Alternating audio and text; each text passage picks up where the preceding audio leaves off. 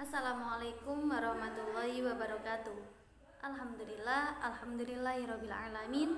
Wassalatu wassalamu ala asrofil anbiya'i wal mursalin wa ala alihi wa sahbihi ajma'in. Amma ba'du. Perkenalkan, nama saya Nilatri Septiani dari kelas 3 FPGMI dengan NIM 203141103. Pada kesempatan kali ini saya akan sedikit menjelaskan tentang ide gagasan saya tentang pentingnya berbicara bagi seorang pendidik atau seorang guru. Tapi sebelum ke pokok pembahasan, kita akan sedikit membahas tentang keterampilan berbahasa. Jadi keterampilan berbahasa adalah kemampuan dan kecerdasan menggunakan bahasa yang meliputi membaca, menulis, berbicara, dan menyimak. Untuk ke pokok bahasan yang pentingnya berbicara, menurut Supriyadi, bahwa apabila seorang yang memiliki keterampilan berbicara yang baik, dia akan memperoleh keuntungan sosial maupun profesional. Keuntungan sosial berkaitan dengan kegiatan interaksi sosial antar individu. Contohnya dengan kita menjadi guru. Jadi kita menjadi guru itu juga termasuk interaksi sosial antara seorang guru dengan murid. Keterampilan berbicara bagi seorang guru itu sangat penting. Mengapa demikian? Karena seorang guru dia akan mentransfer ilmunya kepada seorang murid. Dalam cara mentransfer ilmu dari seorang guru ke seorang murid, pasti tentunya menggunakan dengan bahasa yang lisan, dengan cara kita berbicara. Kalau dari seorang guru saja keterampilan berbicaranya rendah, otomatis seorang siswa yang akan mendapatkan ilmu tersebut akan kesusahan dalam menerima apa yang disampaikan oleh seorang guru. Nah, lalu bagaimana caranya agar seorang murid dapat menerima apa yang kita bicarakan dengan baik? Yang pertama pastinya kita harus latihan. Bagaimana kita berbicara agar dia mudah memahami apa yang kita sampaikan. Untuk yang kedua adalah fokus pada topik. Jadi saat kita berbicara jangan berpindah topik.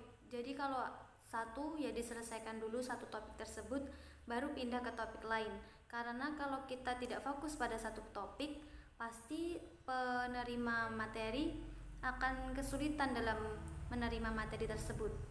Yang ketiga adalah bahasa tubuh.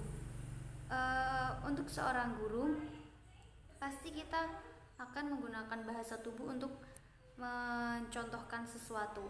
Nah, dalam bahasa tubuh tersebut akan lebih mudah untuk para siswa menerima apa yang kita sampaikan. Untuk yang kelima adalah interaksi dengan seorang murid. Jadi dalam kita menyampaikan materi, dalam kita berbicara, hendaknya kita juga mempertanyakan apakah mereka paham dengan apa yang materi yang kita sampaikan atau tidak paham. Jadi mereka bisa menanyakan apa yang mereka tidak pahami dari apa yang kita telah sampaikan. Nah, untuk yang selanjutnya adalah cara berbicara yang baik. Yang pertama, mulailah berbicara dengan volume yang sesuai. Jangan menggunakan nada yang tinggi atau dengan nada yang rendah, tapi dengan volume suara yang sesuai dengan kondisi tersebut. Untuk yang kedua adalah lafalkan setiap kata dengan jelas.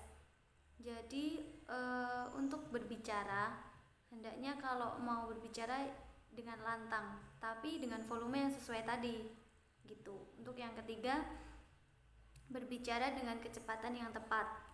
Jangan terlalu cepat dan jangan terlalu lambat. Kalau terlalu cepat, penerima materi akan sulit untuk mendapatkan, dan kalau terlalu lambat mereka akan merasa bosan. Untuk yang keempat, menggunakan nada suara atau intonasi yang dinamis. Jadi kalau ada penekanan ya ditekankan pada kata tersebut. Jadi bisa menambahkan rasa pemahaman yang lebih. Yang kelima, perhatikan postur tubuh saat berbicara. Ketika berbicara, ada beberapa hal yang harus dihindari. Yang pertama, ketika kita memberikan contoh kepada seorang murid, jangan pernah memberikan contoh yang berupa sindiran, karena itu akan membuat hati seorang murid menjadi tersakiti. Saat menggunakan kata-kata, hindari kata-kata yang sulit untuk dipahami seorang murid. Contohnya, westernisasi atau gaya hidup kebarat-baratan. Jadi untuk kalangan siswa sekolah dasar, mungkin dengan kata westernisasi itu agak sulit untuk mereka pahami.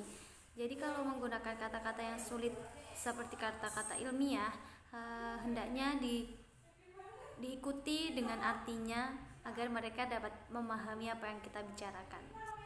Nah, itu tadi yang dapat saya sampaikan tentang ide dan gagasan pentingnya berbicara bagi seorang pendidik atau seorang guru. Untuk kesimpulan dari semuanya, jadi sebagai calon pendidik, kita hendaknya juga sedikit demi sedikit harus berlatih bagaimana cara kita berbicara, agar kelak saat kita menjadi seorang guru, kita sudah dapat menguasai keterampilan berbicara tersebut. Karena seorang guru adalah kuncinya dari semua ilmu. Terima kasih, semoga bermanfaat. Wassalamualaikum warahmatullahi wabarakatuh.